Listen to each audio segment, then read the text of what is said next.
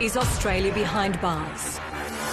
This is really jail, like real jail. They've done a crime. They're doing their time. For the first time, cameras capture The danger's there all the time, it's just when it's going to arise. what really goes on No snitching, no ratting on. inside 3 of Australia's maximum security prisons. If you can't defend yourself, you're not going to survive. You're generally dealing with the bad of the bad. Stop resisting the cuffs. When shit go down, it's pretty full on. This is a world where you're either blue Every day's a game of cat and mouse. Calm down. Zip it, or you're green. The more relentless they are, the more relentless we are. I've located a jailmate syringe. Can you comment on that? Doing time, Didn't know what jail was like till now. Not a good place, eh? up close and personal. I am over this life. I want to go home and I want to be a mum. Just hard getting there. From the first day behind bars There's nothing I like about jail. to the last. All of these women get out at some point and you want them to come out better than what they came in. That's some Shawshank Redemption shit right there.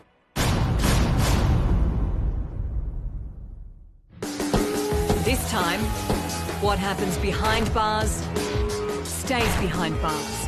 Same inmates that I was talking to, having a joke with down in the Oval, and now you're telling me that you're going to kill me. Until now. They made threats to rape female officers. It was violent. It was brutal. Revealed for the first time inside Australia's worst prison riots in nearly 20 years. Definitely, you earn your money that day. Silverwater, the Grand Central of New South Wales prisons. The state's worst of the worst have done time here. Notorious murderers, criminal gang members, sex offenders. There are 3 separate facilities on site, but the busiest is the Maximum Security Metropolitan Remand Reception Centre, or MRRC. I started here in '97 after doing about 5 years at Long Bay. I was one of the first officers here. Okay, let's go over there in the corner. It was about June, July, I opened the doors and we had about 900 inmates within about 2 weeks. Thanks, mate. Prisoners awaiting trial will usually come to MRRC. So will those who've just been convicted and sentenced. And in amongst the hardened criminals, those who've crossed the line one too many times. I didn't do it! The ones spending their first night behind bars. Hey, bud, let's come up here for a sec. Let's come with me, bud. New prisoners are assessed, medically checked by Justice Health, have their possessions documented and stored, given their greens, and then allocated the jail they will serve out their sentence.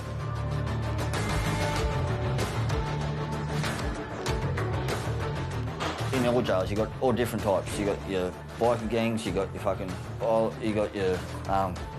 gangs, you got other gangs, and they're all different nationalities, which makes it hard. Some gang up, some don't. This is my first time in Silverwater Prison, and the way I explain prison is long bouts of extreme boredom with short bursts of extreme violence. You can wake up one day, everything's all right in the pod, and the next minute someone gets stabbed, someone gets bashed, someone gets extorted, and that's life in prison. Day kicks off here about 6 a.m. You get all your lists of who's going to court, who's going on escort from jail to jail. So every morning the transport trucks roll up. Some of them have been to other centres like Parkland and John Moroney.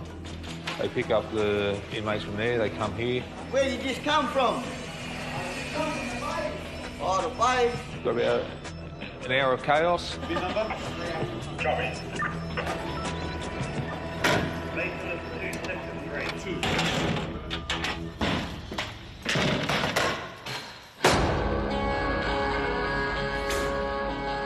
We usually get between 15 and 30 fresh custodies every day.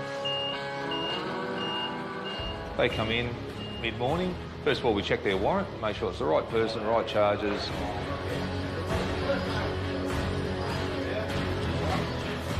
I've seen them absolutely crash and burn.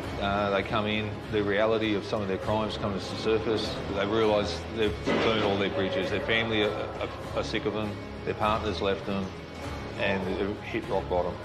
Stuff the guards. I don't care about them. They don't care about us at the end of the day. I mean, our eyes, they're dogs, and that's the way it is. It is a great reality check, and the inmates actually say jail is the great equaliser. It doesn't matter who or what you are on the outside, in jail, you're a number, and you basically start all over again.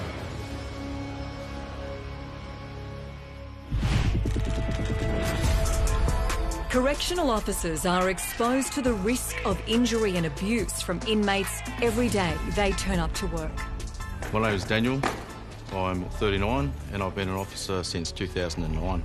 What I like about being an officer is there's so many different things that can occur in a day. You know, I don't dwell on these things. If I did dwell on them, I'd probably go insane. The public don't see what we go through. Like, it's a whole different world that we live in here. Most of the time, the relationship between the blue and the green is on an even keel.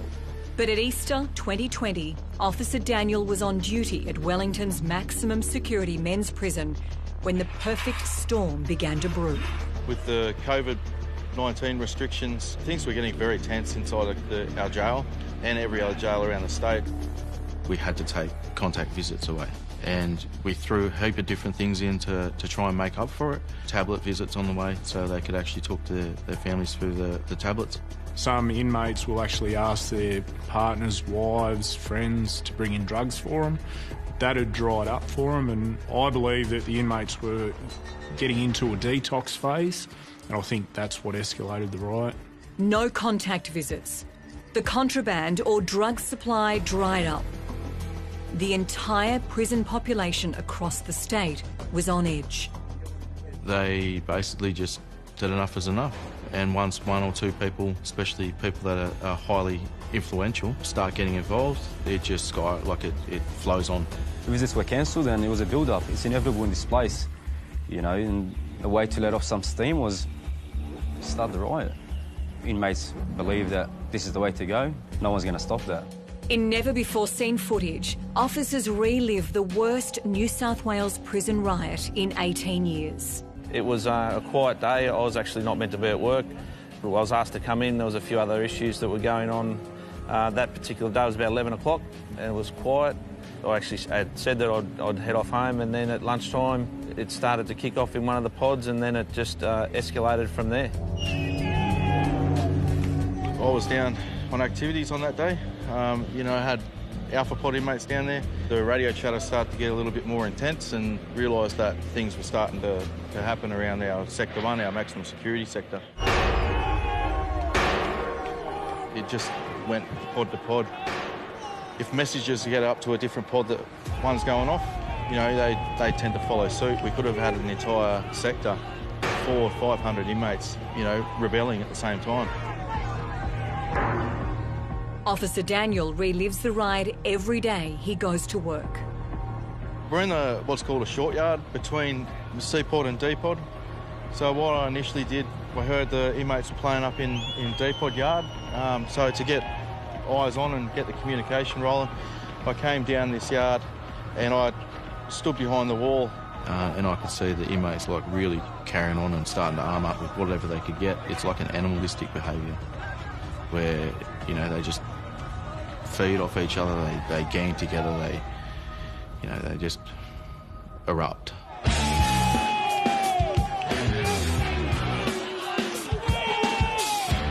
Inmates being in C-pod yard, just yelling out to D-pod inmates just to kick off and burn everything down. And the same inmates that I was talking to, having a joke with down in the Oval, were threatening to kill me. And they were armed up saying, this one's got your name on it. And I'm going, are you, like, serious? Like, we were literally talking, we were having a bit of a joke, and now you're telling me that you're going to kill me?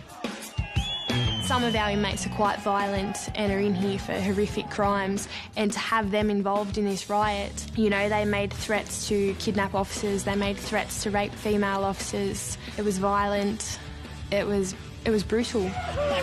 There's no negotiating. Like, you can try to talk to them as much as you want, but they have worked themselves up that much that there literally is nothing more we can do apart from using force, like chemical munition, to regain that control. With CCTV cameras everywhere, corrections officers identified the ringleaders. I've then noticed an inmate gain access to the depot roof. Other inmates had helped him get up there. They were finding rocks in the yard and obviously supplying this inmate with just missiles to throw at us. At the same time, Seaport inmates could actually see where I was and were guiding this guy to keep throwing rocks at me.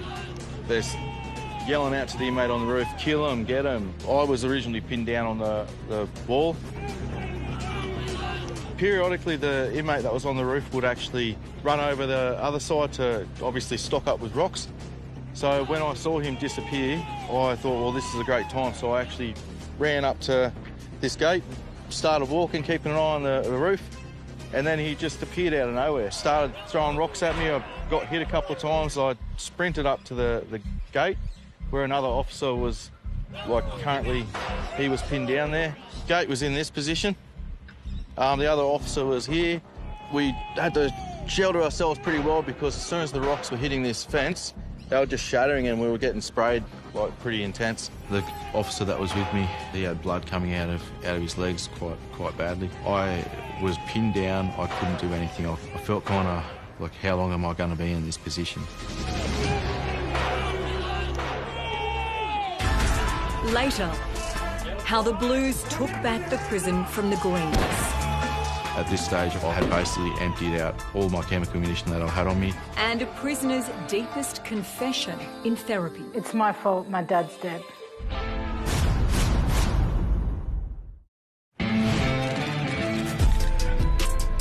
At Silverwater MRRC, new inmates are being processed before being sent to the prison where they will serve out their sentence. It's a tough day for the first-timers. It's a bit overwhelming at first, as you'd appreciate. One day they're walking on the street, next thing they're arrested, put before the courts and sent to jail. There's definitely rules with inmates, with how they talk to the officers. No brown-nosing, no sucking up, no giving them information, no snitching, no ratting on. If that happens, you're going to get bashed and you're going to get sent to the boneyard. The boneyard. Inmate slang for protective custody. It's a closely monitored section of the jail that houses inmates at risk of harm. Here's how inmate Dave describes it. Boneyard is rapists, pedophiles, police informants, rats, snitches, dogs and weak. If you can't defend yourself, you're not going to survive. Violence in this centre, just like most jails, happens very quickly and it's very extreme. You've been in custody before? You can tell how they're going to cope in jail, usually by their body language. Also, you look at their charges too. You look at a lot of these guys, you look at their charges. Inmates have their own code. They don't like wife bashers, they don't like sex offenders, and anyone who touches a child is going to be open slather. He's a new reception. He's never been in custody before, so we've got to put him on our system. It involves photographs, fingerprints. Left hand, index finger. Can you lift the finger? Iris being put on the iris scanner. Fresh custodies, some have to generate a jail number for them. That jail number is unique to them, and everything will operate off that number. The first couple of weeks of being a new reception inmate would be horrific. What size shoe are you got? 10. Size 10.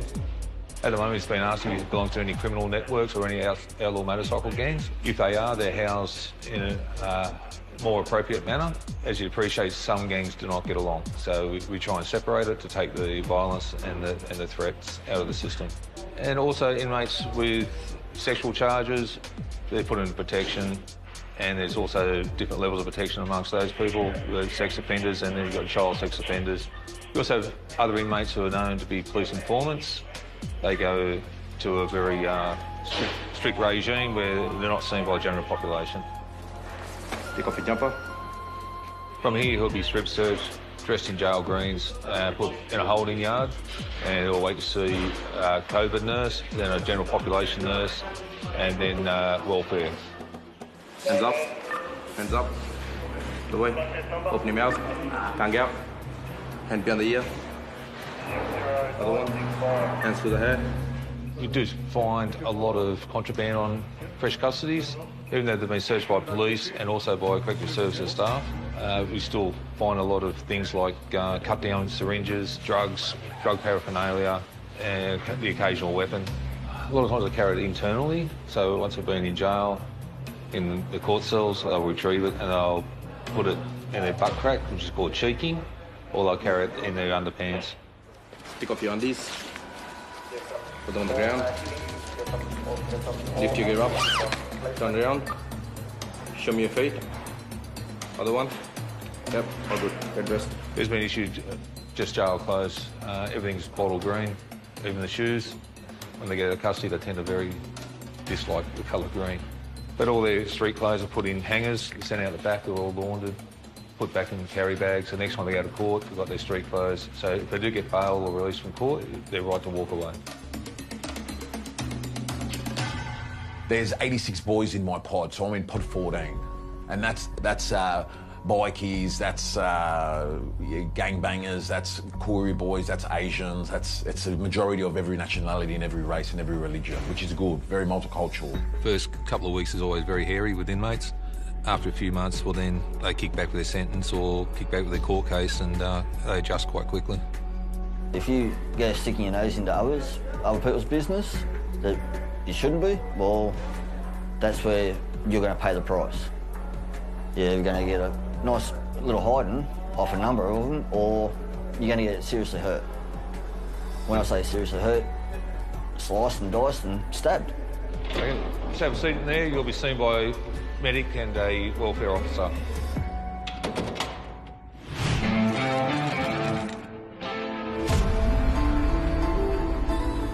Inside Dilwhittier, Nolene is making the most of her second stint in jail. She's completed drug treatment and behavioural programs, and she's taking on as many jobs as she can to keep her busy. There's ground maintenance, there's laundry, there's kitchen, there's tech and assembly where I work. Yeah, there's buy-up, there's heaps of employment in here you can do just to keep proactive, I guess.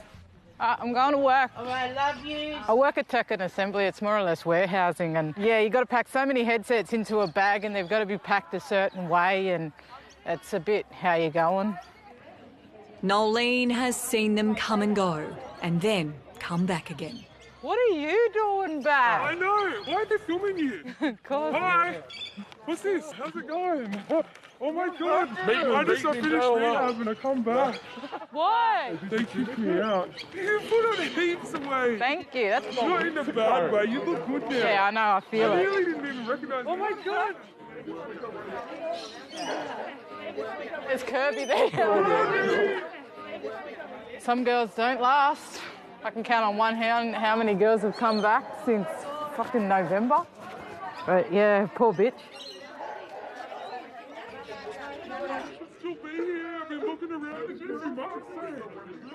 For every 10 prisoners leaving jail, 4 or 5 will end up back inside. Nolene is one of them. Now she's made it her goal to protect young women from drug addiction and offending. For other girls, I think it's really hard, and without any stable accommodation and support network out there, they're pretty much fucked. They're boomerangs. They're coming straight back into the system. So this is headsets and tech and assembly. We're going to go in here and be told what we're doing today. I think some of the girls start off on 23 a week. So yeah, you're rich at the end of it. You're living it up. This is a life. CSI stands for Corrective Services Industries. It's a $150 million business across the state, with inmates doing the jobs that are hard to fill on the outside. Well, this is tech and assembly. Some of the inmates get work here. We get in headsets from an airline. We have to untangle all of the product. Obviously, the headsets, once they've come in the crate, are all mixed up. I just don't know where I want to sit today because they're all boring jobs. If need be, just break and back up. This is new to me, doing this, but it's okay, I guess. Killing time. That one's done. Working here, I'm pretty much working here for nothing. Yeah, you're money to work, and it's like a basic job. So it's one of those privileged positions within the jail to work and earn money. Nolene is only a few weeks away from getting parole. Every day, she gets reminders why she needs to get it right this time. Today, it's a memorial service for a former inmate who died. She got out about a month or two ago, and I don't know, we got the news last week saying the tragic news that she passed away. So, and she was only in here about, 8 weeks ago. That was pretty sad to go to her memorial. It's the first one I've been to in custody, but I've heard of many others. It's kind of a not uncommon thing to happen, which is very unfortunate. So yeah, I just wanted to come up here and chill out and have a moment to myself away from everything for a bit. The tragic news has further inspired Nolene to stay clean when she gets out and become a mentor for troubled young women. My goal is to do something around working with young people, especially between the ages of probably 12 to 18. It's nice to come up here and gather my thoughts, think about what I've got to look forward to, and I'm very fortunate. I know where I'm from. The question is, do I know where I'm going? Next, green versus blue. If we didn't gain control of the centre, I don't know what would have happened. The Battle of Wellington continues.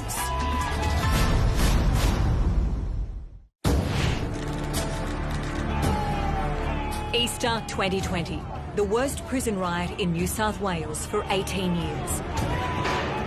Officer Daniel and a colleague were trapped between yards behind a gate. An inmate with a deadly arm has made his way onto the roof and was pelting the two officers with missiles.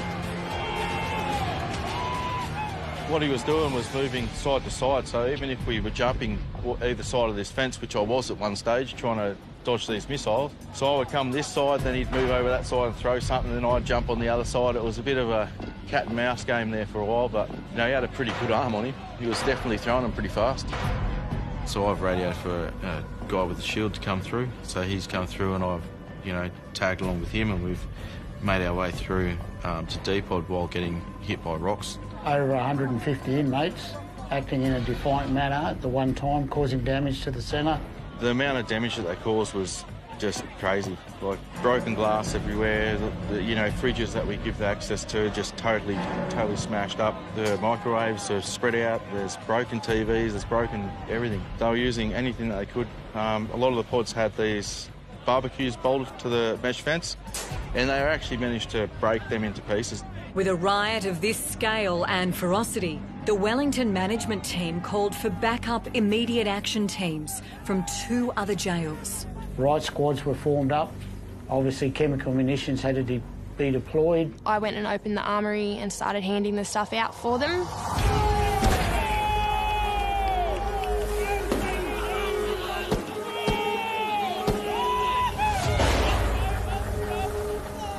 While this is all going on, you've got to imagine an environment that is extremely noisy. So you've got inmates yahooing, you've got radio calls that are just constant, you've got fire alarms going off everywhere. So it's just so loud, and you've got to keep your head, and you've got to listen out to certain instructions. It was quite full on, and I know personally myself, when I was down in Sector 1 and the yelling and the screaming and the gas and all that sort of stuff, it was pretty intense. We had a cell fire originally in Charlie Pod. Definitely wreaking havoc. Using linen, mattresses, anything they could to fuel these fires. With a fire raging in D-Pod, backup arrived and the officers were ready to move in. At the end of the day, we have to take back control of our jail, restore order, and get all these inmates locked away. Obviously, got pelted by rocks and You know, the staff moved through and gained access to the fire hose. And the fire was extinguished. With the fire out, the officers moved in to force the inmates back to their cells. You know, most of us had, you know, a fair bit of chemical munitions on us. Also known as CS gas. It basically involuntary closing of the eyes, you feel like you can't breathe, there's a burning sensation throughout your skin. Those who haven't experienced it, you would think that you were, I don't know, dying. And it can be quite frightening for people that have never experienced it. While order was being restored to D Block, chaos still reigned in 2 other cell yards. I had heard that inmates were gaining access to Bravo Pod office. Someone got on the radio and you could hear the terror in their voice saying that they've broken into the pod and we're evacuating. I didn't know how on earth they would actually gain entry to it because, you know, you've got thick glass and thick doors, but it wasn't long after this I heard a radio call that inmates were trying to put a hole in the fence, like it was actually a pretty substantial hole at the time. It was very close to being able to have inmates literally gaining access through the hole into the sterile zone, which would have been very bad news for us. If the inmates get through that fence, the entire jail could be overrun.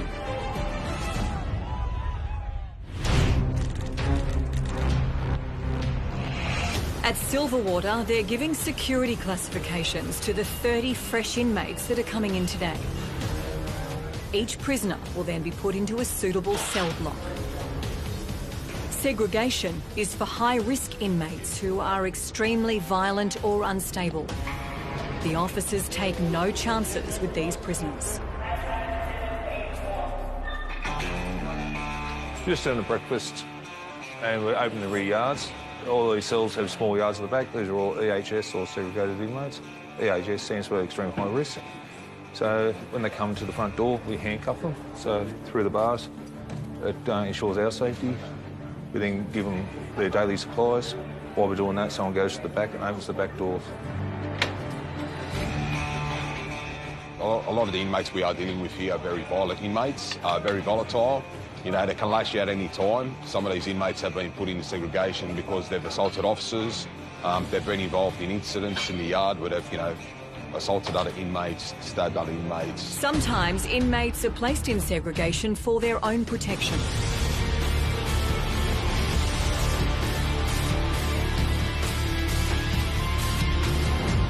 Okay, go ahead, Terry.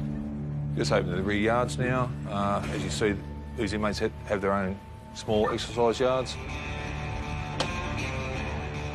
These inmates are very dangerous. They're segregated for a very good reason, either assaulting staff or assaulting other inmates. Some of them are NSI, which are national security inmates. They've actually committed offences against terrorism within Australia. Can't really have a so-called relationship, you just get familiar with them. When they come out of their cells, they're always handcuffed. They're always one inmate at a time. And then when they're on the phone, they're secured, locked in, so that if another inmate comes back from court or from a visit, they can cross bars without an act of violence. It just creates the safest working environment as we can for the staff.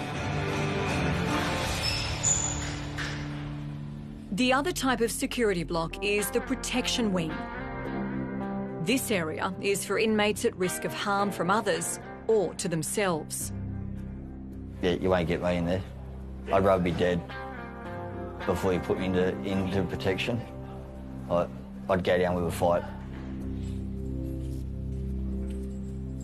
You're not going to last long. If you go and put yourself into protection for being a dog, well, you're labelled for life as a dog.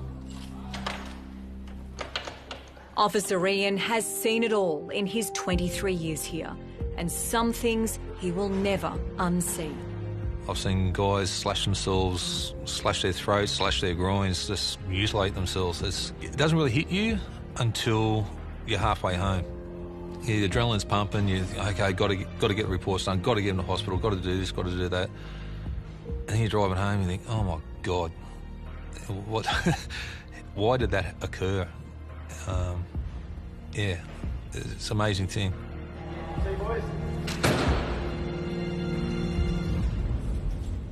Next, Wellington officers use everything in their armoury. Once we've restored order in that area, then we will move on to the next. To get control back of their prison. Full on. If I never have to deal with one of those again, I'll be happy. For new inmates, there is a lot to learn about life behind bars. Every day-to-day decision is now managed by corrections officers, including what they're offered to eat. Wellington Jail is where most of the baked goods are made for prisons in New South Wales. And here, at the Francis Greenway complex, is where main meals are cooked. This facility called Windsor Cook Freeze, and we supply the whole state. Court cells, small centres, big centres, people on transit, special diets, everything gets done here. Please come in. Under the supervision of officer and trained chef Anil, all the main meals for 12,000 prisoners across the state are cooked here, frozen, then shipped out to each correctional centre for reheating. We are cooking 2 tons of pepper sauce to feed 12,000 prisoners. For that, we need tons of product, which is red onions, about 220 kilos, half a ton of tomato crush, half a ton of capsicum to make that 2 tons of sauce. Today, this is the plating room. We're plating chicken schnitzel today to be dispatched next week. You're missing one guy here. Yeah, in one position. That's my job to tell you. Now, there's 4 components in this meal: mashed potatoes, corn, beans, and Australia. Shape of Australia. Not Australia, shape of Australia. How are you going? Good.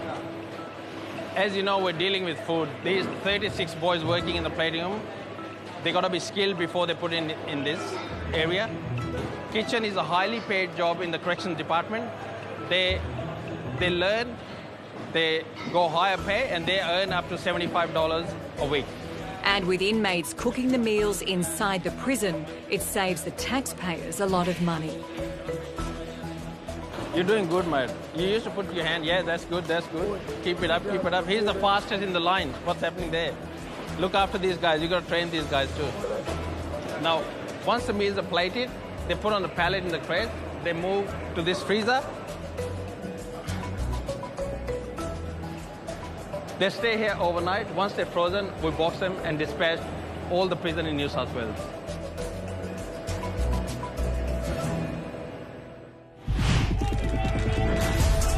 The Easter 2020 riot at Wellington kicked off over COVID restrictions that stopped visits, and therefore no drugs made it into the jail. As the situation escalated, corrections called in reinforcements from 2 other prisons. D Block was secured, but there were 3 other pods to bring under control.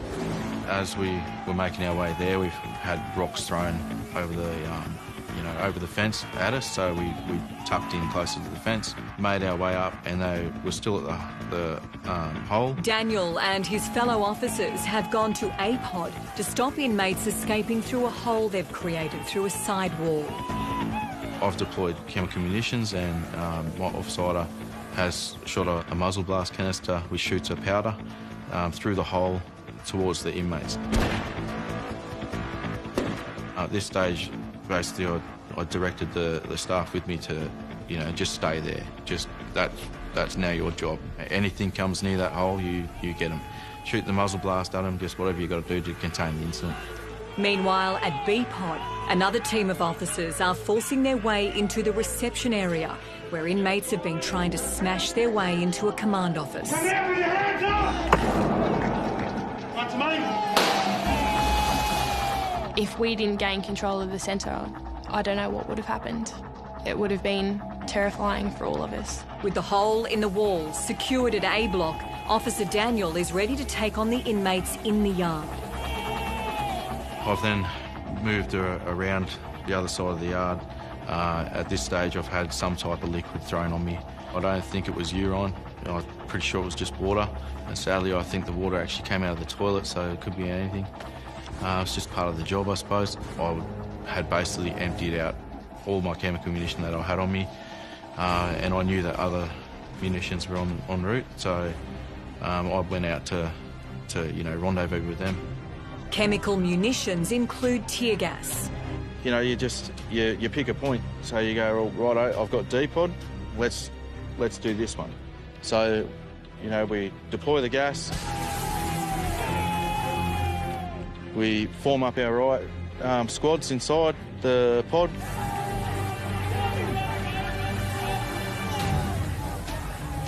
Once we've, restored order in that area, then we'll move on to the next. Corrections have stopped the rioting in 2 pods, but they haven't taken the prison back yet. Just an intense day, like, yeah, you definitely, you earn your money that day.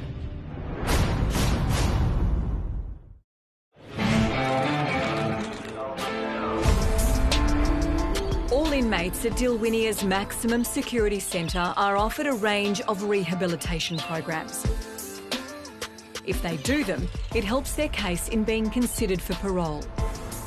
This environment is what you make it, and I think you can benefit from being in custody. You know, there are plenty of programs in education that you can better yourself with, and if I was unfortunate enough to be in jail, that's the way I would look at it, is what can I get out of this place while I'm here?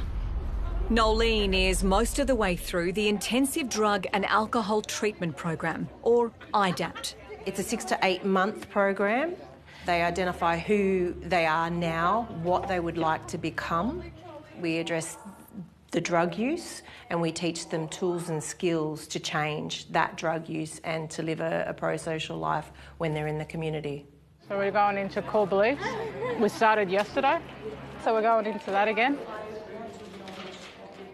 4 days till I get out and get released back into the community, and I'm feeling kind of scared but anxious, but I think almost excited more so. But yeah, I just can't wait. Nolene is serving 2 years for assault and contravening an AVO. So we'll get started. Welcome. We're going to start with our check-in.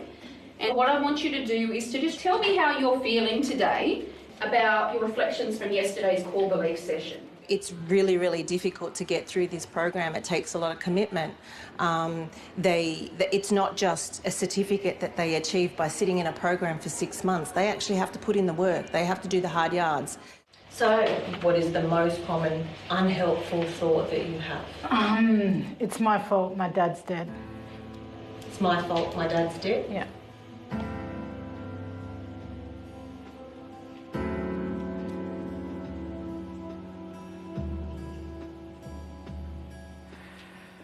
So he committed suicide, and I feel like I'm to blame because of it.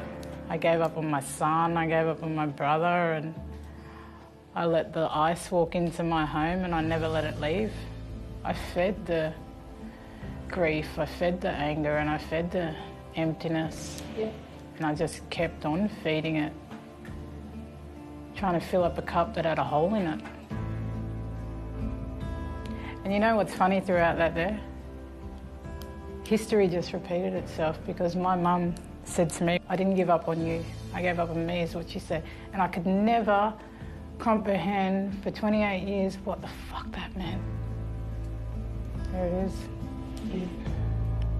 But that's what I mean, you expect your parents to put the boundaries in place for you as a kid, not for you to grow up and be doing, the safe fencing for them. And it's sad but true, but in my culture and my, background and stuff like that, it's so common. I'm 32 years of age and I still can't get it right. But I can't ask my dad, why did he leave me, because he's gone. But I hope that when my son's my age, I've got that answer for him. So I think you're going to have the skills to teach your son so that he can break that cycle. Yeah. Because you're being exposed to this, you're exploring your negative thoughts, you're exploring the feelings that you have, and you're identifying what it is that your negative core beliefs are, and you're challenging that. Yeah. 6 months ago when I first met Nolene, she was highly resistant. I remember my first day when I sat across from her in an orientation.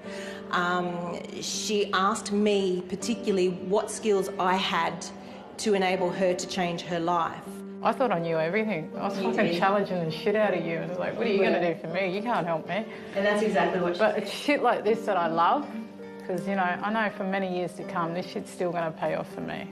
She is a woman that's come a long, long way from being highly resistant to coming now, addressing everything that she needed to address within this program and change herself to be a role model to her people and to others. I didn't expect it to go the way it did, but it went really well. So much lighter. Lighter. You instantly feel like you've just dropped a necklace of bricks. But yeah, it feels good. Really good. Once the IDAPT program is completed, Nolene will be booking in to see her parole officer and hopefully be one step closer to release.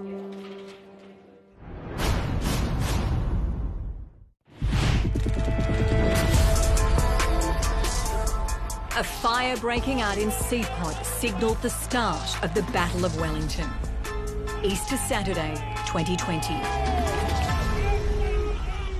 By midday, D-Pod kicked off. Officers withdrew as the inmates ran wild. 15 minutes later, Alpha Pod erupted. Corrections locked in E and F pods to contain the spread. 12:30, an inmate from D-Pod makes it to the roof. Officers are now under direct attack. By 1:15, pods A, B and C are all out of control. With reinforcements, officers reclaim control pod by pod. Chemical munitions quell the riot. Where they're running around and they're yelling and jumping, they're sweating. So when the gas hits, it makes you close your eyes, snot runs out of your nose and your mouth is running. It's quite uncomfortable. It doesn't kill you, but it's very uncomfortable. And once the gas takes effect, we then decided that we could go in. After taking control of D Block, officers in full riot gear move in to take control of the next. Most of the time, or you would say 99% of the time, once you've deployed chemical munitions, most inmates are lying on the ground, starting to follow directions. McManamy, I'll get you to step out here over on the wall. So this was done, throughout each pod until we had every inmate secured in every cell.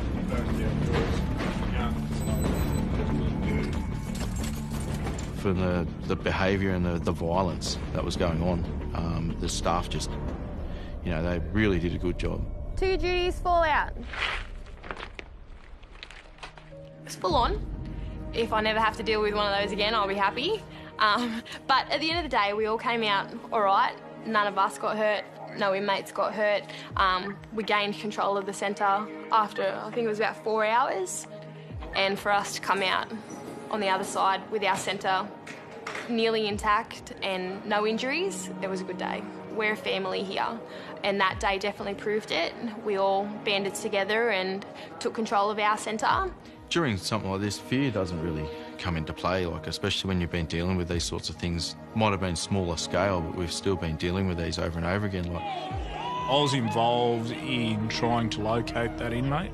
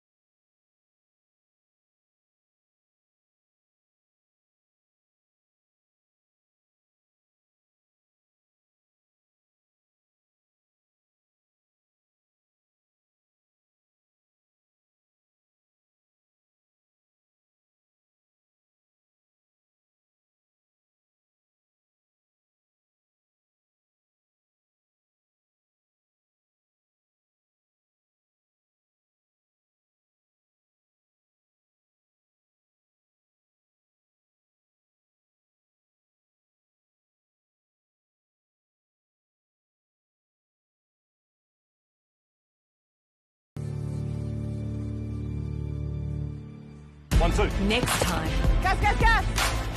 it's one thing to do all the training.